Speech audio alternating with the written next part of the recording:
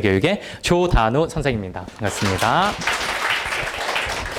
네, 그럼 미국 학교에 대해서 저희가 이해하기 위해서는 한국과 미국 고등학교 시스템이 어떻게 다른지를 살펴보면 조금 더 쉽게 이해를 할 수가 있어요. 그래서 저희가 가장 먼저 살펴볼 거는 바로 고등학교 학년과 교육 과정이 어떻게 다른지. 한국은 고등학교 교육 과정이 총 3년이죠. 고1, 고2, 고3. 미국은 어떻게 다른지 저희와 함께 살펴볼 예정이고요. 그 다음에 새학년 시작학기. 한국은 봄이 1학기인데 미국은 어떻게 다른지 저희 한번 살펴볼 예정이고요. 그 다음에 한국은 담임 선생님의 개념이 있죠. 미국은 담임 선생님의 개념이 없습니다. 그 대신에 카운슬러 선생님이라는 분이 존재하는데 그것에 대해서도 한번 살펴볼 예정이고요. 그 다음에 한국과 미국은 교실에 대한 개념도 차이점이 있습니다. 한번 살펴볼 예정이고요. 그 다음에 방과후 활동 그리고 성적으로 발표를 마무리 지을 예정입니다. 그럼 가장 먼저 고등학교 학년 및 교육과정. 한국은 제가 말씀드렸다시피 고등학교가 3년의 과정을 하는데요. 미국의 경우에는 고등학교가 4년 과정입니다. 1년이 더 추가되었죠? 그럼 이 1년은 어디서 와요? 물어보시면은 한국에 있는 중학교 3학년이 미국에서는 고등학교 교육과정에 포함이 됩니다. 그래서 총 중3, 고1, 고2, 고3 미국 학년으로 따지면은 중3이 9학년이거든요. 그래서 9, 10, 11, 12 Freshman, Sophomore, Junior, Senior 이렇게 4개의 학년이 고등학교 교육과정에 포함이 됩니다. 그래서 한국의 중학교 3학년이 미국에서는 고등학교 교육과정에 포함된다. 그래서 여기에 계시는 여러분들이 지금 현재 중학생인 분들도 미국을 가게 되면은 전부 다 이제 고등학생으로 입학을 하게 될 예정입니다. 네. 근데 한국처럼 그냥 1, 2, 3, 4로 나누지 왜 9, 10, 11, 12로 썼을까라고 물어보시면은 저희 한국에서는 초등학교 6학년 하고 중학교, 고등학교 단위를 1, 2, 3으로 끊어서 하잖아요. 하지만 미국에서는 이 6학년에서 그냥 쭉 이어서 학년을 씁니다. 그래서 한국에 있는 중1이 미국에서는 그냥 7학년, 그 다음에 8학년, 9학년, 10학년, 11, 12 이렇게 쭉 이어서 하기 때문에 거기서 90, 11, 12라는 숫자가 나오게 되는 것입니다. 네, 그럼 저희 다음에는 그래서 초등학교 6학년 때부터 미국은 중학교로 포함이 돼요. 그래서 한국과 똑같이 3년이죠. 그 대신에 초6이 중학교다 해서 6, 7, 8이 중학교고 9, 10, 11, 12가 고등학교인 것을 알아주시면 될 것 같습니다. 네. 그 다음에는 저희 새학년 시작학기에 대해서 살펴볼 예정인데요. 한국은 봄학기가 1학기죠. 근데 미국은 한국과 좀 다릅니다. 바로 가을학기가 1학기예요. 좀 이것을 저희가 달력으로 조금 더 설명을 드리자면은 한국은 2월 말 3월 초쯤에 1학기가 시작을 하죠. 그리고 한 8월쯤에 2학기가 시작하고 그냥 1년 쭉 끊어서 학년의 교육과정이 됩니다. 하지만 미국은 반학기가 밀려요. 네, 그래가지고 1학기가 가을, 한국에 있는 가을학기 2학기 시작일이 바로 미국에서 1학기 시작일입니다. 그리고 겨울방학을 보내고 나서 2학기가 봄에 시작이 됩니다. 그래서 반년 정도 밀리구나라는 개념으로 이해를 하시면 돼요. 그럼 제가 여기서 여러분들의 이해를 조금 돕기 위해서 질문 하나만 할게요. 우리 문상 여기 꺼내두도록 하겠습니다. 자, 철이라는 친구가 있어요. 철이는 올해 2021년도 한국에서 학교를 다녔는데 고1이에요, 현재. 이 친구가 내년 봄, 여러분들과 똑같이 내년 봄에 미국 교환학생을 갈 경우에 몇 학년, 몇 학기로 입학을 하게 될까요? 우리 세연이. 10학년? 정답입니다.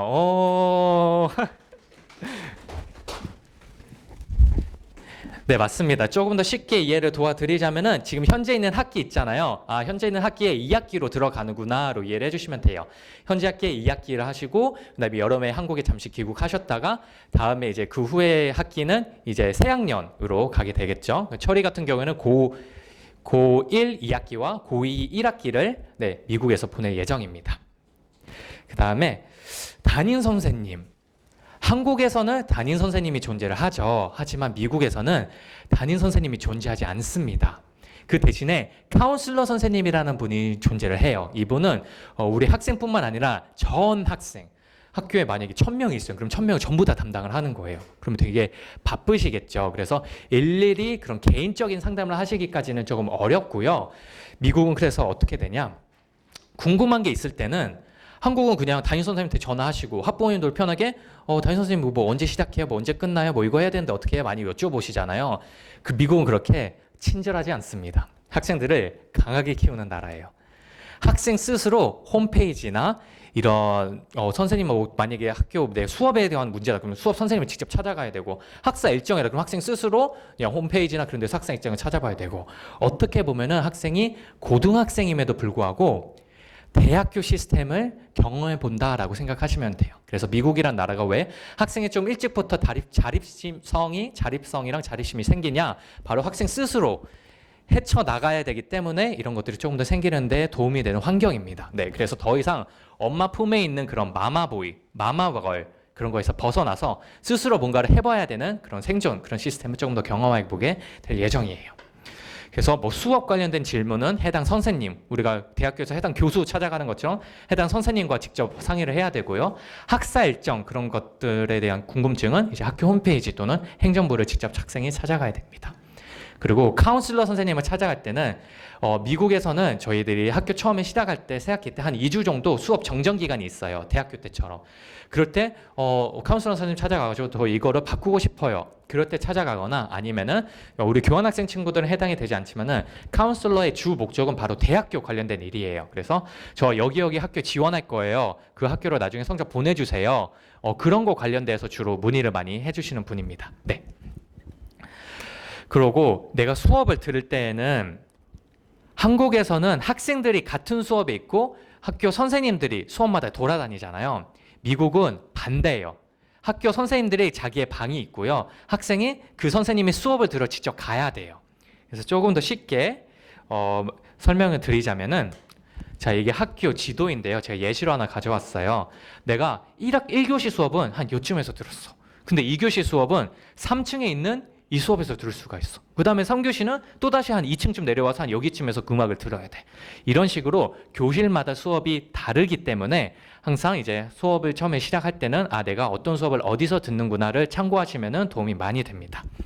그리고 제가 예시로 수업 스케줄표를 하나 보여드릴게요. 여기 보면은 대부분의 학교는 한 8시쯤 시작을 해서 3시까지 수업이 진행이 됩니다. 대부분 한국보다는 좀 일찍 수업이 마무리가 되죠.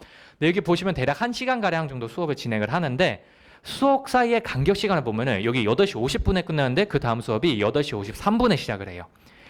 네, 쉬는 시간이 딱 3분 정도라고 밖에 차이가 안 나죠. 그럼 이 3분 동안에 그냥 학생이 그냥 수업 이동 시간으로 보시면 돼요. 네, 수업 시간 사이사이에 내가 뭐 쉼을 갖겠다, 뭘 하겠다 그렇다기보다는 그냥 이동하는 시간이다라고 이해를 해주시면 조금 더 편합니다.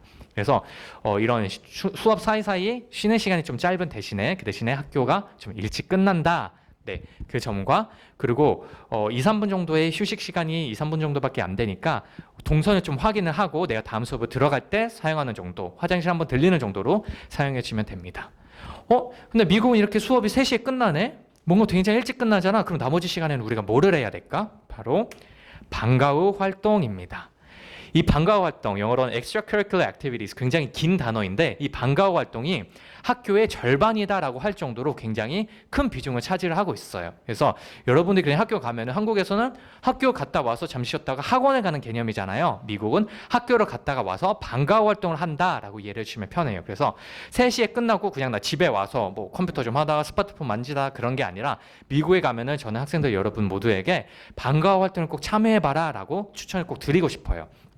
그래서 방과 후 활동에서는 크게 2가지로 나뉘죠. 운동, 뭐 미식축구, 축구, 농구, 야구, 배구, 골프, 수영, 달리기 정말 종목이 다양해요. 그래서 이런 것들은 저희가 나중에 조금 더 설명드릴 텐데 이런 운동 문화 아니면 그 외에 대한 클럽도 많이 있습니다. 학생들 중에 내가 뭐 바이올린이나 첼로, 플룻을 하고 있다라고 하면 그거 직접 가져가셔서 학교에 오케스트라 활동해 주실 수가 있고 뭐 밴드, 체스, 내가 책 읽기 좋아한다 그럼 독서, 만약에 내가 수학을 좋아한다 그러면은 뭐 이렇게 수학이나 뭐 영어나 그런 것도 있고 뭐 코딩, 스피치, 봉사활동 등등 굉장히 다양한 클럽과 방과 활동들이 제공이 될 예정이에요. 그래서 이것을 왜 해야 되냐?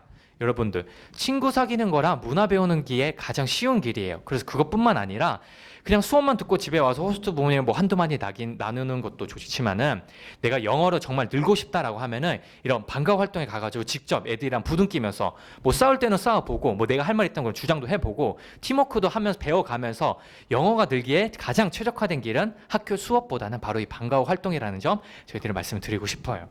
하지만 방과 후 활동을 하기 전에는 이게 라이드라는 단어라고 써져 있거든요. 빨간색으로. 신청하기 전에 호스트에게 라이드를 받을 수 있는지 꼭 확인을 해야 돼요. 이 라이드라는 거는 내가 몇 시쯤 끝날 건데 혹시 호스트 부모님 저 이때 데리러 와줄 수 있으세요? 라고 물어보는 거예요. 네, 저희 부모님들도 아시다시피 뭐 학생이 학원이 한 10시쯤 끝났어. 나 굉장히 피곤하고 지치잖아. 애들을 직접 데리러 가기가 좀 어렵죠. 한국은 대중교통이 굉장히 잘 되어 있잖아요. 그래서 학생 스스로 뭐 학원 끝나고 대중교통 이용해서 집에 오는데 미국은 대중교통 문화가 정말 부족한 나라입니다. 한국에 비해서. 그래서 라이드를 무조건 호스트 부모님이나 아니면은 내가 같이 방과 활동 운동을 하는 친구가 있어. 그리고 그 친구 부모님 라이드를 얻어 탄다든지 그렇게 해서 집에 와야 돼요. 그래서 내가 듣고 싶은 게 있다고 무조건 듣는 게 아니라 호스트 부모님을 배려를 해서 저 미식 축구를 한번 도전을 해보고 싶다. 혹시 이게 연습이 이때쯤 끝난다고 하는데 뭐 월수금 저녁 한 9시쯤 끝난다. 혹시 그때 제가 라이드를 받을 수 있을지 그런 거를 먼저 양해를 구하고 허락을 맡은 다음에 방과 활동을 할 것을 추천을 드리겠습니다. 그리고 여러분 운동을 하게 되면은 여기 보이시면 이 교회 클럽 얘네들은 대부분 1년 내내 진행이 되는 클럽들이에요. 언제 들어도 상관이 없는데 운동 같은 경우에는 조금 다릅니다. 시즌별로 계절별로 스포츠가 나눠져 있어요. 그래서 예를 들자면은 뭐 우리 준이 학생이 나 미식축구 한번 해보고 싶어. 미식축구가 너무 해보고 싶은데 이번에 봄학기로 가잖아요. 봄학기에는 미식축구가 대부분 가을 학기에 많이 진행을 해요. 그래서 봄에 간다고 해서 미식축구를 바로 할 수 있는 것이 아니라 한 학기 다니고 그 다음 학기에 가을 학기 시작할 때 그때 미식축구를 들으시면 됩니다. 이런 식으로 운동을 하고 싶다라고 하면은 저희들이 그 다음 페이지 보면은 학교 핸드북이라는 게 있거든요. 저희들이 여러분들의 학교가 배정이 되면은 차차 이제 학교 홈페이지라든지 정보들을 부모님과 학생에게 전달할 예정이에요. 거기 홈페이지를 통해서 학교 핸드북을 꼭 확인해 주시기를 부탁할게요. 학교 핸드북에는 학교 규칙 대부분 비슷하겠죠. 그런 것도 있겠지만은 학교가 뭐 언제 시작하는지 그리고 아까 말씀드린 뭐 방과 활동이 뭐가 있는지 운동이 어떤 게 있는지 그런 거를 미리 확인해 보시면은 출발하기 전에 어느 정도 계획을 세놓고 나 이거 한번 도전해보고 싶은데 이거 한번 해봐야겠다라는 것을 좀 계획을 미리 세놓고 갈 수 있으니까 학교 핸드북 같은 경우에는 제가 미션으로 드릴게요. 학교가 배정된 후에 이제 서서히 이제 한 분씩 한 분씩 배정이 될 예정이거든요. 그때 홈페이지를 통해서 핸드북을 다운받아서 한번 확인해 보기 이거를 제가 미션으로 드리도록 하겠습니다. 그러면은 좋아. 내가 미국에 도착을 했어. 그러면은 저희 학교의 첫날이 학교 등록일이죠. 그 등록일에 대해서 학교 첫날에 어떻게 진행이 될지 제가 간략하게 설명을 드릴게요. 일단은 카운슬러 선생님을 만나게 될 예정입니다. 제가 말씀드린 카운슬러 선생님, 상담 선생님이라고 말씀드렸죠. 카운슬러 선생님과 만나서 무엇을 하냐? 바로 수업 과목을 선택을 할 거예요. 대부분 카운슬러 선생님이 교원 학생으로 올 경우에는 미리 수업을 짜주세요. 뭐 영어 이거 듣고 이거 듣고 이거 듣고 이거 듣고 수업을 이렇게 줄 거거든요. 만약에 학교를 다니면 학생이 직접 카운슬러 선생님이 저 이거 들을 거예요 이렇게 짜는데 1차적으로 먼저 카운슬러 선생님이 학생이 잘 모르니까 1차적으로 수업을 이렇게 짜줄 거예요. 그러면 그 중에 필수 과목이랑 교원 과목이 이렇게 나눠져 있는데 필수 과목 같은 경우에는 비중이 더 많아요. 학생이 수업을 7개 들은다면은 한 5-6개가 필수 과목이고 한두 개가 교원 과목인데 필수 과목으로 뭐 영어, 수학, 과학 이렇게 있죠. 근데 얘네들도 싫은 학생이 선택을 할 수가 있어요. 뭘 선택하냐? 똑같이 영어, 수학, 과학을 들어야 되는데 난이도를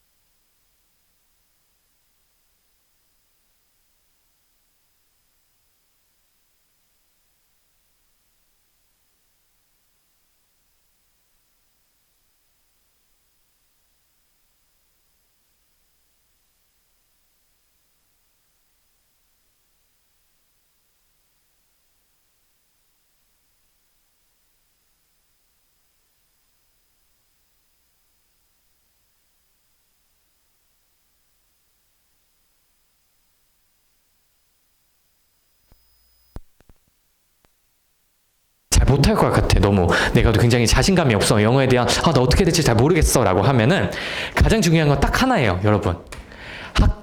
수업 선생님과 친분을 쌓자. 한국에서는요, 여러분.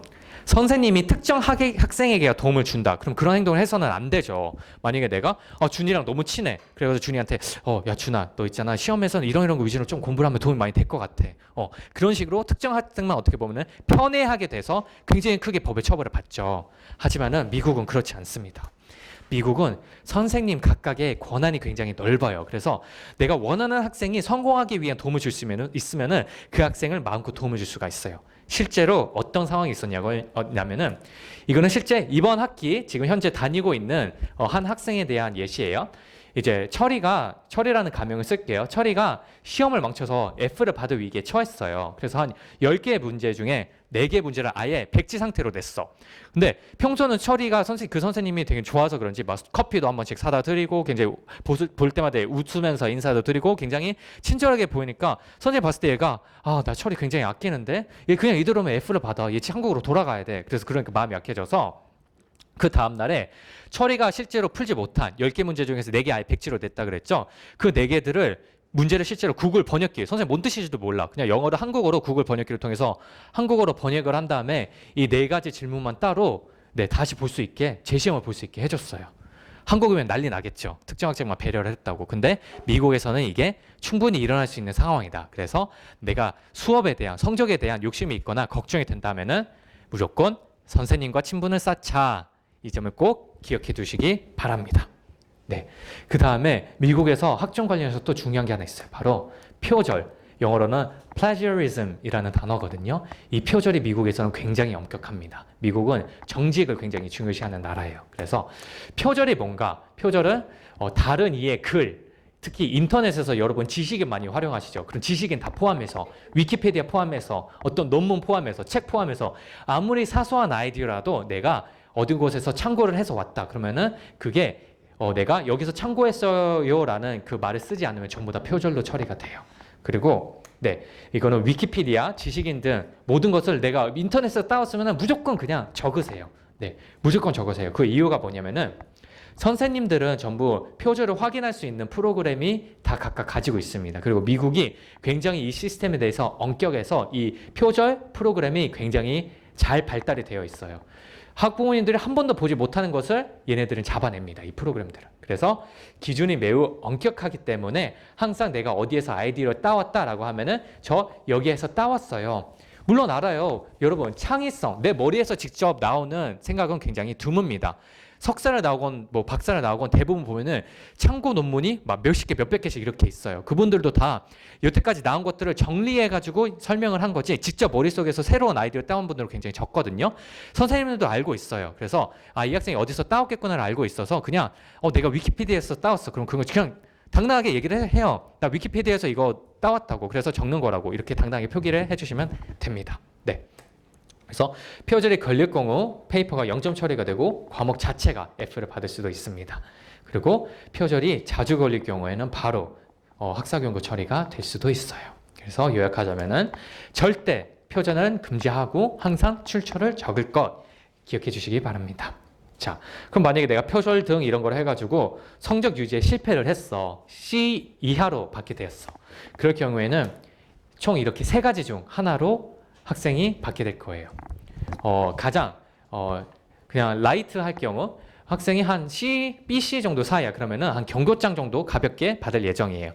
하지만 학생이 굉장히 좀 심각한 상태다라고 하면은 경고장을 받지 않고 건너뛰면서 보호감찰 조치를 받게 되거나 아니면 강제 귀국형이 받을 수가 있습니다. 이게 순서대로 진행되는 것이 아니라 바로 학생이 너무 심각하다라고 하면은 바로 보호감찰 조치를 취할 수가 있고요. 아니면 바로 이 학생이 여러 가지 문제를 정말 교환학생에 적합하지 않다라고 하면은 1, 2번을 건너뛰고 강제 귀국을 당할 경우도 있습니다. 굉장히 드문 케이스지만 혹시를 위해서 제가 간략하게 설명을 드릴게요. 워닝 레터 같은 경우에는 네, 한 학생이 예시로 왔는데 어떤 식으로 왔냐? 뭐 안녕하세요. 뭐 학교에서 영빈이라는 학생이 영어 실력이 굉장히 부족해가지고 미국사에서 좋지 못한 성적을 받았어요. 저희가 봤을 때 영빈이는 학교에서 이게 튜터, 과외 시스템을 제공하고 있는데 시간당 3만 원입니다. 이거를 저희들 좀 추천하고 있는데 어떻게 하시겠어요? 이런 식으로 가볍게 옵니다. 그러면은 네, 학기 시작하고 한 달 정도 뒤쯤에 학생이 적응을 못한다라고 하면 이렇게 슬슬 경고에 대한 레터가 오거든요. 그래서 이 친구는 미국사 F를 받아서 재단에서 이렇게 연락이 온 거예요. 그러면은 튜터링은 이제 재단이 이제 호의적인 이런 거잖아요. 그래서 만약에 승낙을 할 경우에 한두 달 정도 기간을 줘요. 그래서 성적이 다시 올랐다라고 하면은 뭐 잘 올랐네요 하고 이렇게 마무리하게 지었지만 만약에 거절하겠다. 뭐 영어 실력이 부족한 건도 알지만은 튜터를 아예 받지 않겠다라고 하면은 조금 우리는 학생을 위해서 이렇게 했는데 학생이 거절하네. 굉장히 단호적이에요. 한 1, 2주 정도밖에 시간을 안 줘요. 그 1, 2주 사이에 학생 성적이 안 오르면 바로 보호 감찰 조치를 실행을 합니다. 네. 그러면은 이 보호 감찰 위해서 이제 성적을 반드시 올려야 되는데 이게 뭐냐? 영어로는 프로베이션 레터라고 하는 건데요.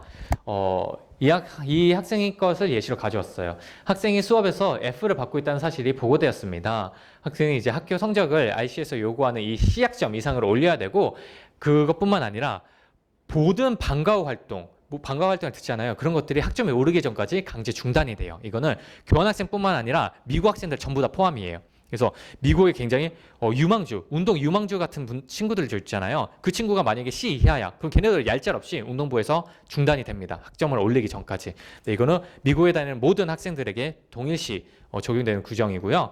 그래서 성적 외에도 만약에 호스트나 학교 생활, 성적은 잘 받고 있는데 호스트랑 맨날 싸우고 막 욕하고 막 집에서 방에서 안 나고 막 그래.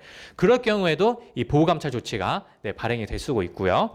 그 다음에 고칠 행동을 말씀을 해줍니다. 만약에 뭐 성적 올려야 되면 성적을 올려라. 호스트랑 관계가 좋아야 된다면은 뭐 이런 거를 해서 호스트와 관계가 좋아져라. 이런 식으로 고칠 행동을 정합니다. 근데 그것을 만약에 학생이 못했어. 그럴 경우에는 개선되지 않을 경우에는 강제 귀국이 됩니다. 그리고 만약에 이 보호감찰 조치가 실행이 되면 이건 좀 심각한 단계거든요. 그래서 재단에서 기간의 여유를 많이 주지 않을 수도 있어요. 바로 이런 경우도 봤어요. 보호감찰 조치가 나왔는데 일주일 뒤에 바로 너 강제 교육해야 돼 라고 이렇게 연락이 왔었던 경우가 있었어요. 그래서 이 기간이 굉장히 짧다. 라는 점 좀 이해를 해주시고 분명 그 때가 되면은 이것에 해당되는 친구가 있으면은 담당 선생님께서 좀 더 심각하게 어떤 것을 해야 될지 안내를 드릴 예정이니까 벌써부터 너무 그렇게 걱정을 안 하셔도 되고요. 네, 성적 혹시나 내가 이러한 해당되는 학생이면 성적이란 태도를 고쳐야 된다라는 점 미리 말씀을 드리겠습니다. 그리고 강제 귀국. 이런 식으로 강제 귀국을 당한 학생이 있어요. 그래서 대부분 요약해드리자면은 우리가 학생에게 워닝도 줬고, 레터도 발행했지만은 노력을 하지 않아서 학교에서 퇴학을 당했다. 학교에서 퇴학을 당했기 때문에 교환학생 프로그램이 강제로 종료가 된다라는 식으로 이제 강제 귀국. 그리고 학생의 부모님께서는 항공권을 뭐 일주일 이내에 발급을 해주시길 바랍니다. 이런 식으로 안내가 될 예정입니다. 그래서 이 강제 귀국은 학생 태도가 굉장히 최악이야. 그럴 경우에는 1, 2단계를 건너뛰고 바로 강제 귀국 처리가 될 수도 있지만은 정말 제가 좀 심각하게 말씀을 드렸지만은 굉장히 드뭅니다. 굉장히 드물지만은 미리 그래도 한번 경고로 이제 어떻게 될지 말씀을 드려야 하기 때문에 말씀을 드린 거고요.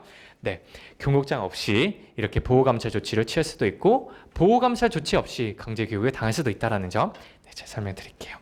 그리고 학생이 프로그램을 마치고 귀국을 해야 된다라고 하면은 앞으로 나올 내용은 내후년 이제 귀국 전에 준비물 관련된 안내 메일을 따로 보내드릴 거거든요. 그래서 뭐 사진을 찍는다든지 뭐 적는다든지 그렇게 안 해주셔도 되고 어차피 나중에 일이니까 제가 간략하게 설명만 드릴게요. 이제 올 때 뭐 여권 챙겨야 되고요. DS2019 곧 배정이 될 거거든요. 미국 가져가고 올 때도 도로 가져오고 항공권도 마련해야 되고 그다음에 성적표, 재학증명서, 학교 핸드북, 상장, 신문 여기가 조금 중요해요. 나머지들은 어떻게 보면 좀 당연한 건데 얘네들은 왜 받아야 되냐? 나중에 학생이 이제 대학교를 갈 때 혹시 모를 곳에서 이렇게 발급을 요청할 수가 있어. 교환학생 갔다고 하는데 그때 받았던 성적표 제출해 줄 수 있어요? 라고 할 경우가 있기 때문에 얘네들은 저희들이 나중에 학생들에게 따로 준비해와라 라고 얘기를 할 예정입니다. 한 3부씩 정도 저희가 준비할 것을 권유드리고 있어요. 그리고 성적표 같은 경우에는 2가지 종류가 있거든요. 미국에서 한 분기별로 간략하게 지금 학생 태도를 나타내는 리포트 카드 형식이 있고요. 그리고 그 학생이 1년 동안 총 받은 성적표를 나타내는 트랜스크립트라는 게 있습니다. 그래서 올 때 이 레포트 카드를 가져오는 게 아니라 이 트랜스크립트라는 것을 가져와야 됩니다. 저희가 나중에 때가 되면 바로 안내를 드릴 거예요. 그 다음에 재학 증명서는 한 이렇게 생겼고요. 핸드북은 이렇게 생겼습니다. 네. 그래서 제가 아까 조금 심각하게 뭐 학생이 공부를 열심히 하지 않으면은 퇴학을 당할 수도 있어 이런 거 얘기를 했지만은 대부분의 학생은 굉장히 적응을 잘 합니다. 한 95% 이상 학생들은 다 적응을 잘 하는 것 같아요. 가기 전과 가기 후의 성적표거든요. 한국에서 이 학생은 대부분 여기 보시면은 D랑 C를 많이 받았어요. 네, D랑 C 하면은 한 7, 8등급 정도 되거든요. 그래서 이 학생은 한 4.0 만점으로 치면 2.3점, 즉 한국으로 치면 한 6등급 정도 받았던 학생이 미국 가서 첫 학기에 대부분 학생들은 한 4.0 만점에 3.68 정도. 석차 맨 위에서 15등. 네, 한국에서 이렇게 하던 친구가 6, 7등급 하던 친구가 한국에서 똑같이 그 친구한테 물어봤어요. 야, 너 공부 진짜 열심히 했나 보거나 했는데 아니에요. 저 한국에 있었을 때보다 공부 한 2배로 안 했는데요. 네, 학원 다니고 학교 숙제하고 그렇게 들었던 시간에 한 2분의 1 정도로 들였는데 이 학생은 15등 정도 받았습니다. 그리고 이 학생이 스스로 말했어요. 난 머리가 좋은 편이 아니라고. 그냥 숙제 내둔 거 했고 시험 기간에 공부만 했을 뿐인데 성적이 이렇게 나왔다고. 충분히 우리 학생들도 이뤄내실 수 있을 거예요. 네. 그러면 이렇게 너무 미국 가게 되면은 작은 노력만 투자해도 그 노력은 학생을 배신하지 않습니다. 그래서 자신감을 가지고 자존감 넘치게 학교에서 공부 시간을 했으면 좋겠습니다. 네, 그러면은 혹시 추가 질문 있으면 저희 추가 질문 받는 시간 가져보도록 하겠습니다. 학교 관련해서 궁금하신 점 없으시면은 이번 발표는 여기서 마무리하도록 하겠습니다. 감사합니다.